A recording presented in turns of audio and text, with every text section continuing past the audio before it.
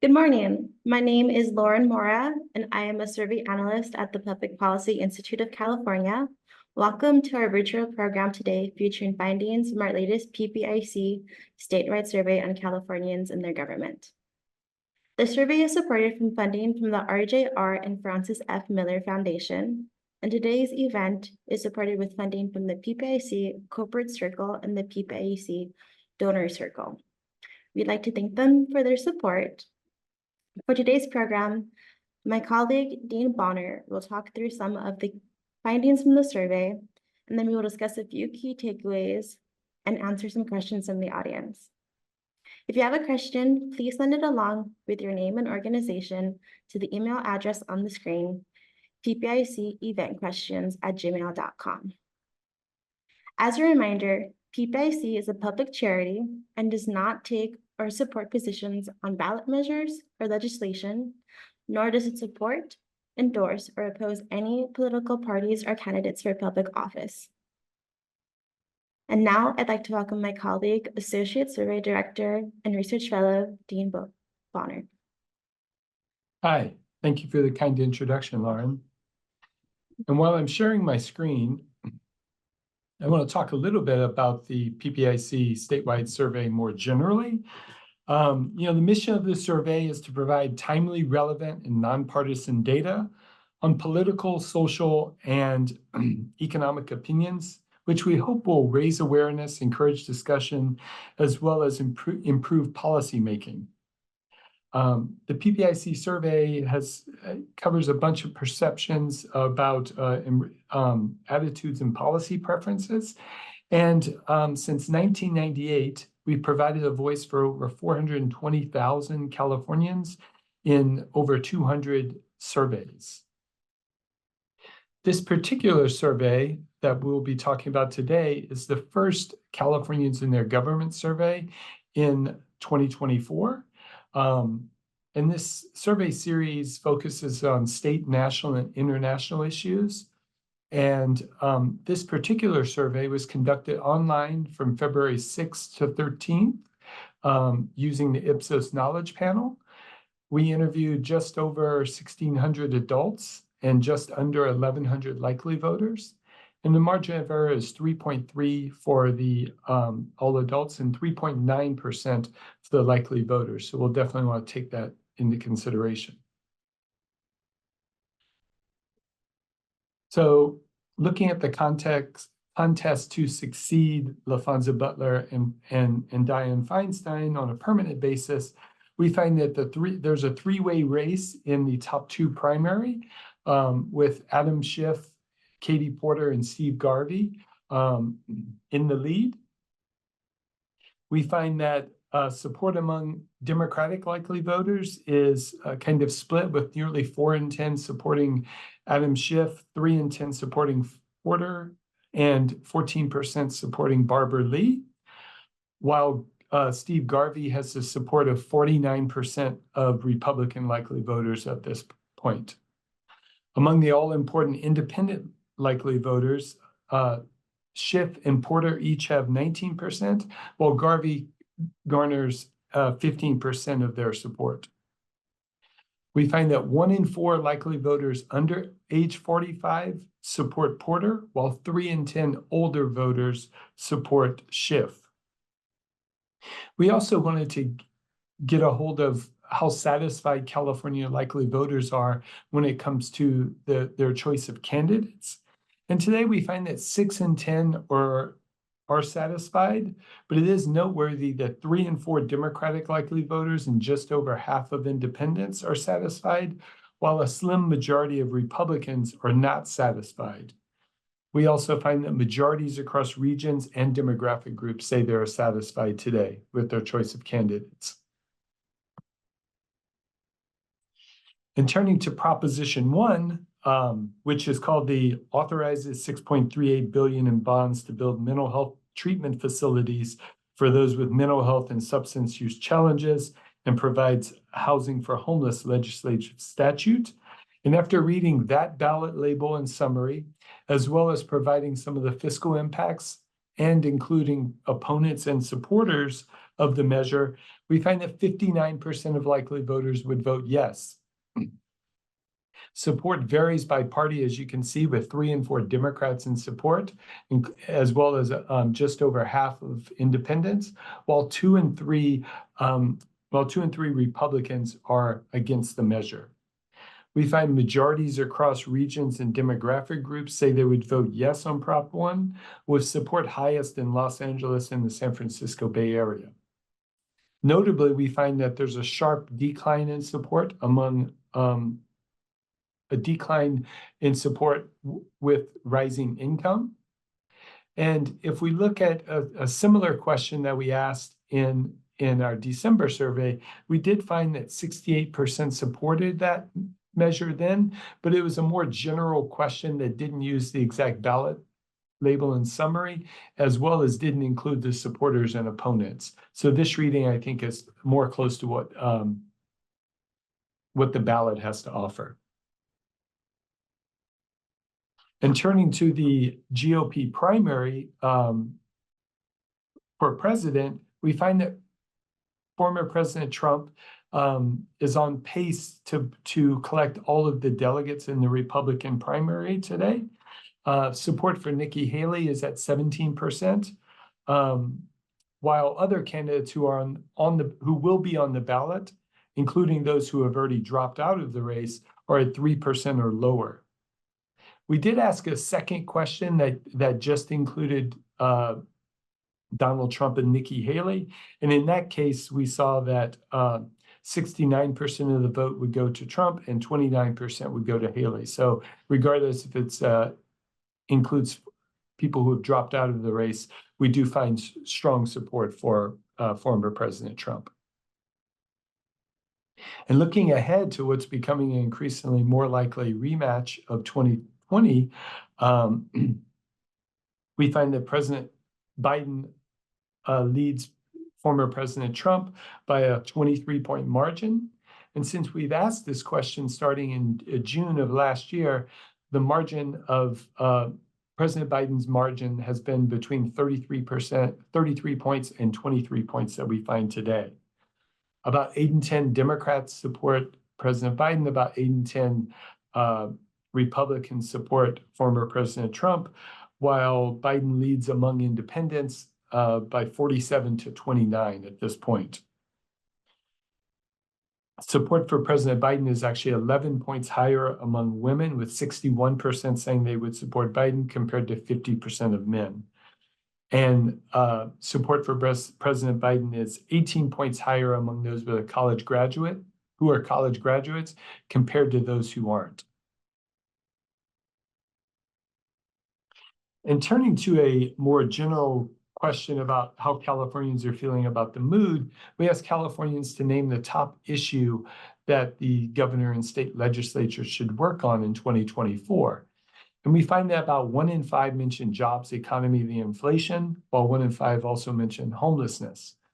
Fewer mention housing costs and availability, crime, gangs or drugs, or immigration.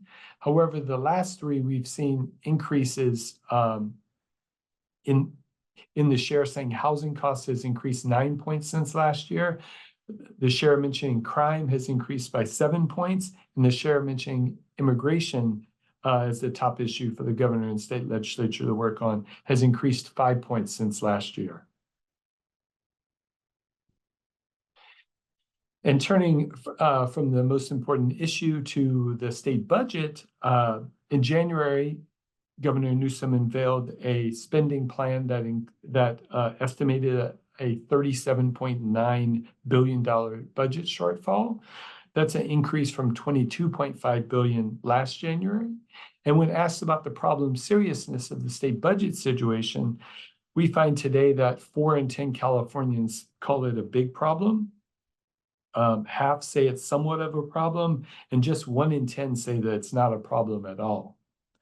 Last February, just 1 in 3 called the budget situation a big problem. Today, we find 7 in 10 Californians and 7 in 10 Republicans and nearly half of independents call the budget a big problem, compared to just 1 in 4 Democrats. When we did ask a general question about Governor Newsom's budget plan, and we found that a slim majority of Californians with partisans divided are in favor of his general budget plan. And when asked about specific elements of his plan, we find that about half of Californians support the spending cuts, delayed spending, and shifts in funding sources that the governor has proposed to get to bridge the gap between spending and revenues. Republicans are most likely to be in support of this. And when we ask about using the rainy day reserves that California has built up to close the budget gap, we find that fewer Californians are in support of this, and that Democrats are much more likely than Republicans and independents to say that this is a good idea. It is noteworthy that last year, when the governor refrained from using reserves to close the budget gap, then that 7 in 10 Californians said that was a good idea. And that includes bipartisan support with 8 in 10 Democrats, 7 in 10 independents, and half of Republicans. And so this year he has used it. And as you can see, less than half think that this was a good idea. And switching gears a bit from the state budget to affairs in the Middle East, we asked Californians their opinion on if they support or oppose Israel and Hamas agreeing to a ceasefire. We found that a solid majority of Californians support, with nearly half say they strongly support this concept. 6 in 10 Democrats and half of independents strongly support the idea, compared to just 1 in 4 Republicans. And when looking at the humanitarian aid to Palestinians and military aid to Israel, it's noteworthy that, large shares of Californians are unsure of how they feel about this. On humanitarian aid to Palestinians, they're definitely divided, with 1 in 4 saying they want to increase humanitarian aid, 1 in 5 saying they want to decrease, while 1 in 4 say they want to maintain the same amount of funding. On military aid to Israel, 1 in 10 want to see that aid increased, while 4 in 10 want to see that aid decreased, and a quarter say that they would prefer maintaining the same amount of aid that they currently is. Republicans are more likely than Democrats and independents to support decreasing humanitarian aid to Palestinians, and Republicans are also less likely to support increasing humanitarian aid to Palestinians. Notably, while men and women hold roughly similar opinions on military aid to Israel, men are 10 points more likely than women to support decreasing humanitarian aid to Palestinians at this time. And looking at some views of Californians towards Russia's invasion of the Ukraine, today we find that a solid majority of Californians think that Russia's invasion of Ukraine is either a major or a minor threat to U.S. interest. Solid majorities of partisans say the invasion is at least a minor threat to the U.S. However, Democrats are most likely to say it is a major threat. The share saying the invasion is a major threat increases with rising age, education, and income. And residents in the San Francisco Bay Area and Los Angeles are more likely than others to call the invasion a major threat.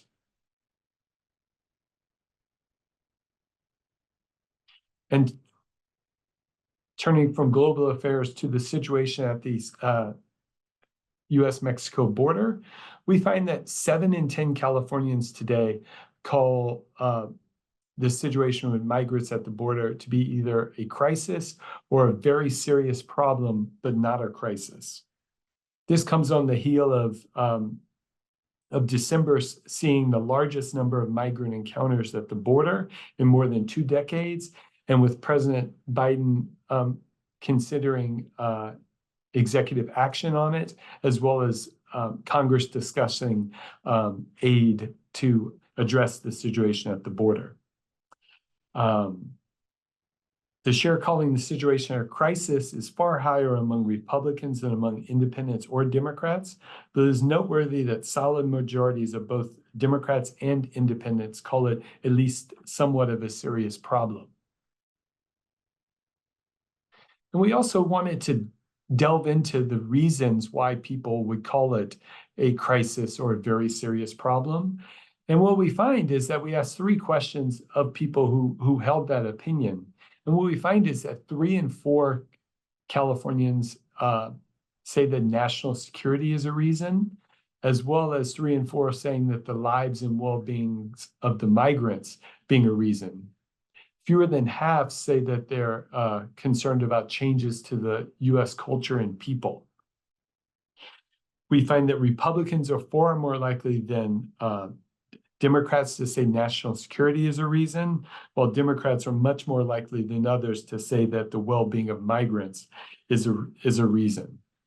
And the view that national security and the well-being of migrants are reasons of why they view the border situation as at least a very serious problem is widely held across regions and demographic groups. And taking a look at our elected officials, as you can see, there's a wide partisan divide on pretty much all of these questions, except for U.S. Congress, where approval is low across partisan groups. When we look at Governor Newsom's approval, we find that this marks the first time since 2019 that fewer than 50% of adults approve of the governor. When we look at the overall findings on the state legislature, we find that 43% approve of the state legislature, and this marks their lowest point since September 2019. And approval of the legislature falls short of 50% across parties, regions, and demographic groups, except among Democrats and African Americans.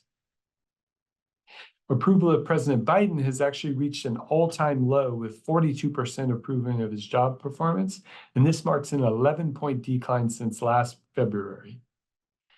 And when we look at approval of Congress, it's at near a record low, with 19% approving, and approval fails to reach 30% across any party, region, or demographic group. So Congress is viewed negatively by most Californians.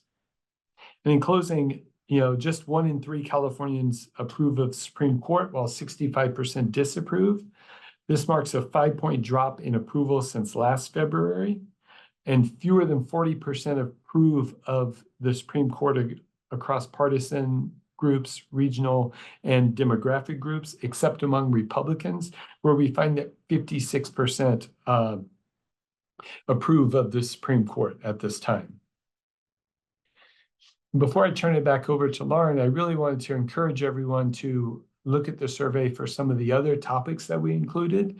We included views on the direction, economic outlook of the state and the federal level, views about the economy, job loss, perceptions of poverty and income inequality, as well as satisfaction with the way the democracy is working.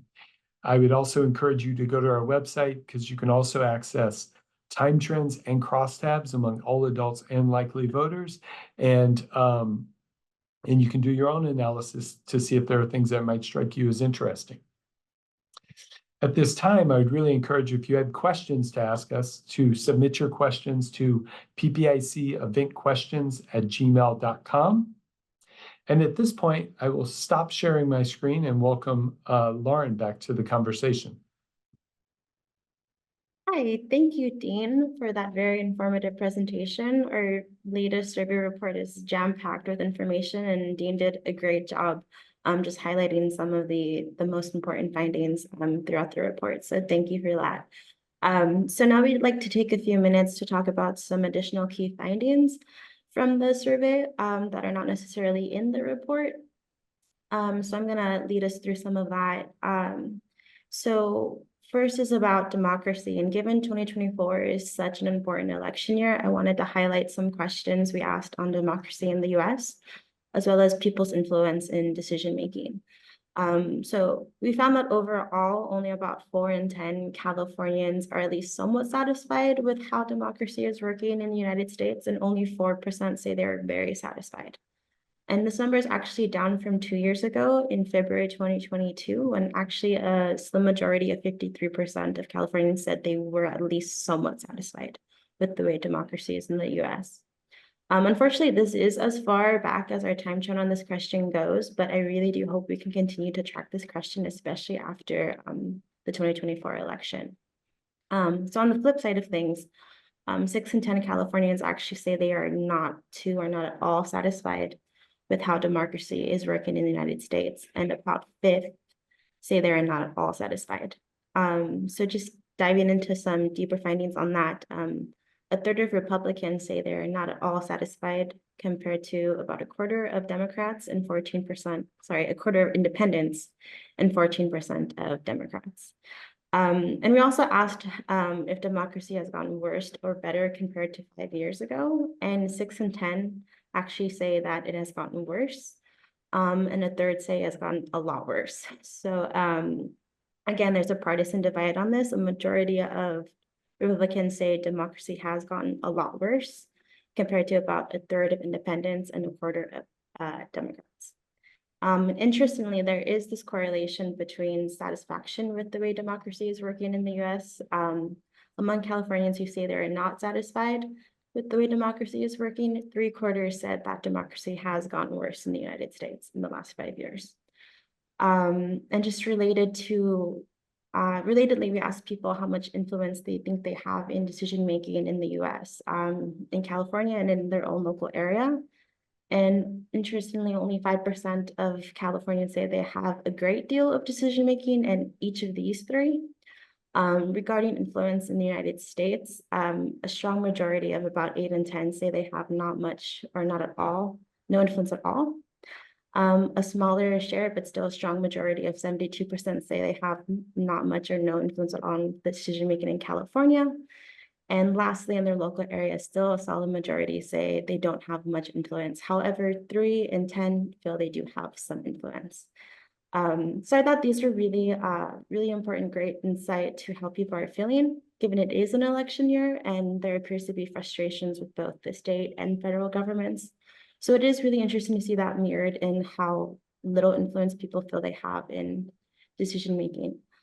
And just real quickly, I want to highlight another important issue for Californians in the next few minutes, and that is poverty. So nearly all of Californians, so 89%, say poverty is at least a somewhat of a problem in their part of California, including 43% who say it is a big problem. And across regions of the state, residents in the San Francisco Bay Area and Central Valley were the most likely to say that it is a big problem. However, 85% or more across major regions say that it is at least somewhat of a problem in their part of California, with residents in the Central Valley being the highest at 92%. And about equal shares of residents in urban, suburban, and rural areas say the same about poverty in their part of California. However, 45% of those in urban areas say it is a big problem, compared to 37% in rural areas. So there is a little bit of a difference there. 7 in 10 Californians think the gap between rich and poor in their part of California is actually getting larger. And this is similar across political parties, regions of the state, and demographic groups. And then lastly, Californians were asked about how much they think government policies and programs can actually do to reduce poverty in California. And 1/4 said a lot, 4 in 10 said some, and another 1/4 said not much at all, and 9% said not at all. And about 3 in 4 African Americans say these policies can help at least some, followed by 41% of Asian Americans, 66% of Latinos, and lastly, 61% of white Californians. We did ask a specific policy in the survey, which was about increasing minimum wage from $15 an hour to $16 in 2024, and then subsequently $1 every year until it reaches 18% or $18. And a solid majority of Californians do support this policy, including 84% of Democrats and 59% of independents. So that's just a very brief overview. I do encourage people to go look at the crosstabs. There's a few more questions on poverty and economic inequality in our survey, and there's some really great insight there. But unfortunately, we can't get too deep into it during this presentation. We should be turning to Q&A now. So our first question comes from a viewer in Los Angeles.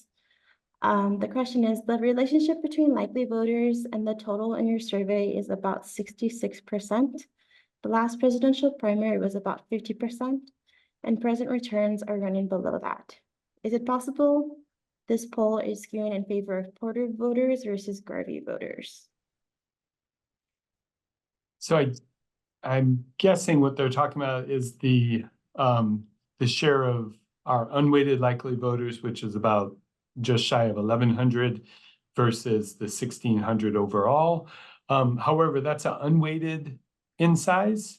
And when you look at the kind of weighted likely voter percentage, right now we have about half of registered voters being likely to vote. So that kind of falls in line with the last presidential primary.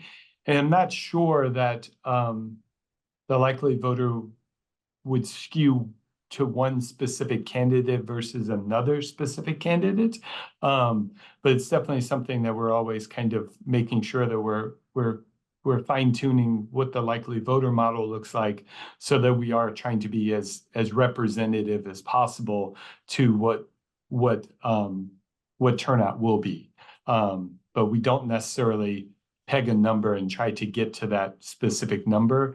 We kind of use an algorithm that pulls people into the likely voter model, depending on responses to questions that they ask, including about potential to vote, following news, and other things that the political science literature would say is important. Thank you for taking that, Dean. There's another question. There have been some recent reports that the national mood around the economy and personal finances is improving. Do you see any sort of familiar change here in California? Yeah, this is interesting and something I really wanted to dive into, because I have seen the national surveys kind of, find, at least some improvement. And, I was hard pressed to find Californians being more optimistic. I guess there was like a 4-point increase among adults, and I think like a 5-point increase among likely voters in the share who think that Californians going to have a good times. But in the crosstabs, you would be able to find questions on their local economy, the personal finances, comfort making an actual purchase, whether a major or a household purchase. And we really don't see a lot of movement on that. And when you kind of take all of those questions together, there really isn't a whole lot that that is kind of mimicking what the national questions, what the national mood has seen, but it could just be a matter of the questions being slightly different, and so that, I guess, could be part of the, like we're asking specific questions that we're tracking right now, whereas the national surveys may ask more kind of, are you satisfied with your, personal finances, or other types of questions. Do you have any insight on that? No, I think you did a good job at explaining what was in our survey, and yeah, thank you. Next question we have about the House races in California. They're expected to play a key role in determining which party controls this chamber.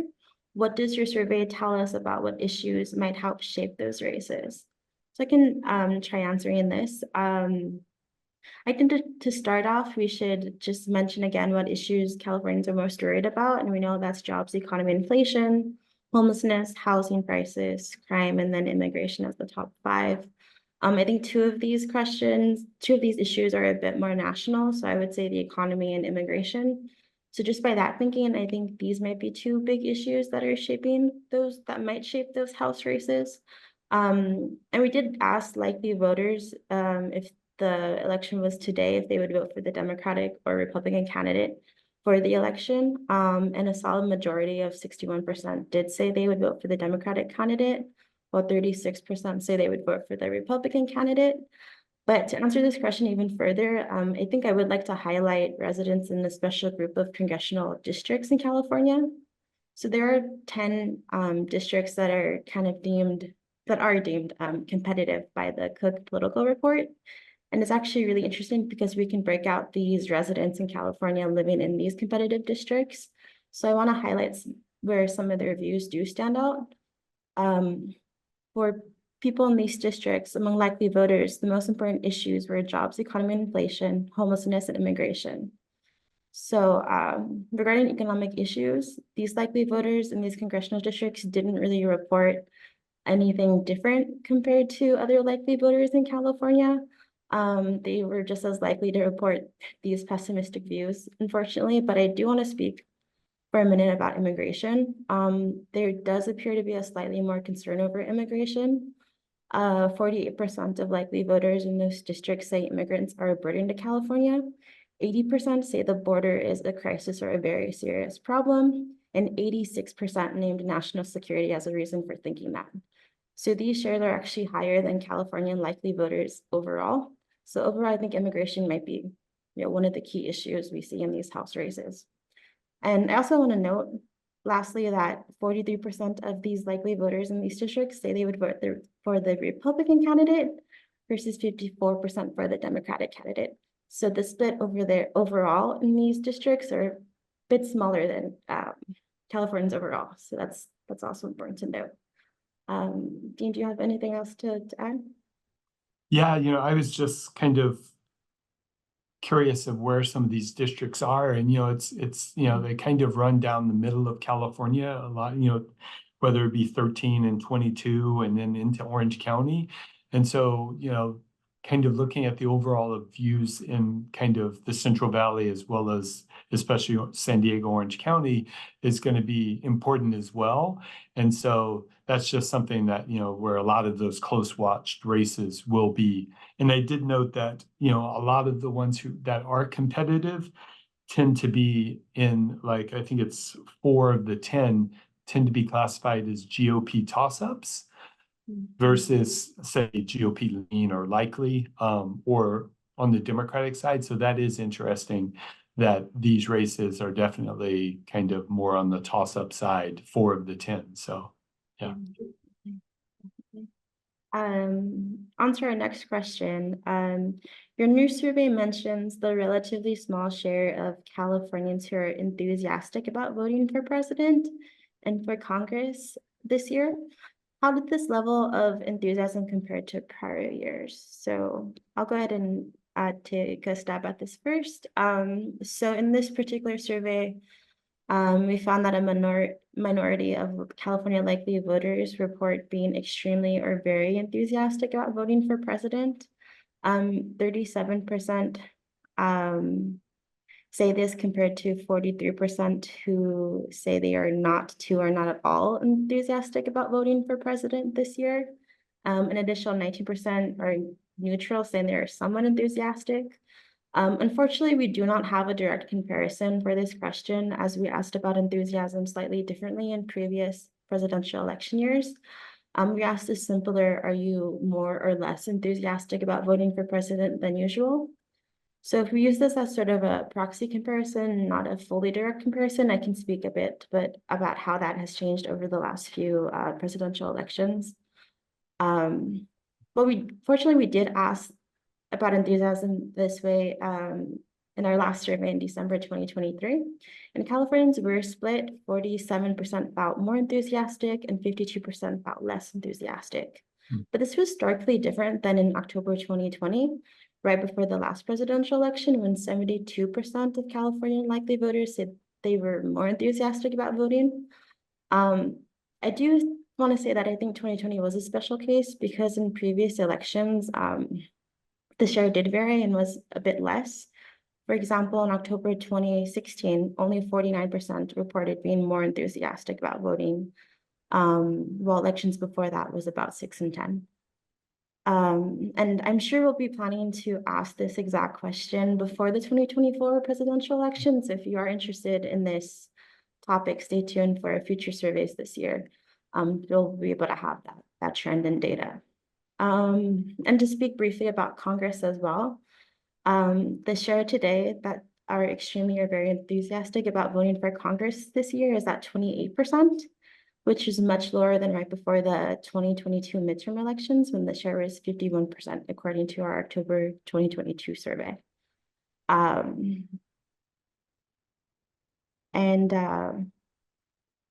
Let's see. So right before the 2018 midterm elections, that share was about 53%. So it's about the same as 2022.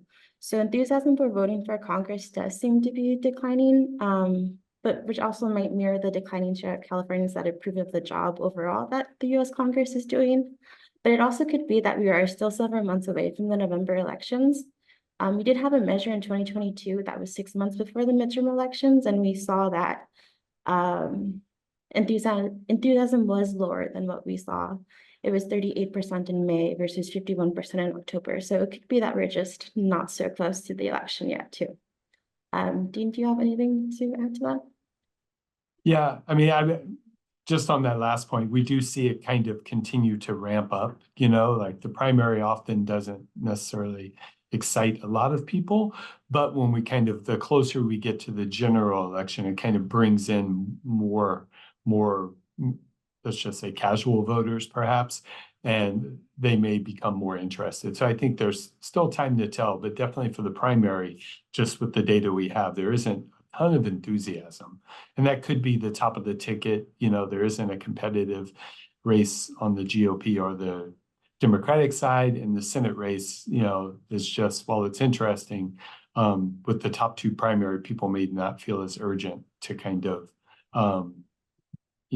tap into that race. Yeah. We do have a few more minutes, so quickly, I guess our last question, it would be, the survey finds that Governor Newsom's approval is down from a year ago. Can you talk about what factors might be driving this trend? Yeah, it's interesting because it has declined, I believe it's 11 points among all adults last year. And I was wanted to dig into this last night as I was preparing. And it is noteworthy that, while there are double-digit declines across many groups, some of the largest declines are among the more Democratic leaning either areas, say San Francisco and Los Angeles, or even among Democrats themselves have a pretty sharp decline, even though 7 and 10 are still approving of him. Independents actually saw like a 15-point decline. And so Latinos with a big decline, African Americans less so, but with high support remaining high. So I did find it interesting that, it is among the more, liberal or Democratic leaning areas or groups, whereas Republican approval is, I think, technically, up 3 points. And so it's just some interesting dynamics and I can't really speak to the factors, except for the one big thing, of course, being the budget. There's a, nearly $40 billion deficit. The LAO says it's higher. He came out with his plan shortly before we came into the field. And so that's the one factor that I think could be the driving force, but it's definitely a sharp decline across many groups. Definitely. Thank you, Dean, for that answer. So we've reached the end of our program, and I would like to thank you again, Dean, for your presentation. I would also like to thank again our funders, the RJR and Francis F. Miller Foundation, and the PPIC Corporate and Donor Circle. And of course, thanks to you all for joining us today. We would appreciate you taking a moment to give us your feedback on this event. You can scan the QR code on the screen and complete the short survey. Again, thank you so much for attending and have a good afternoon.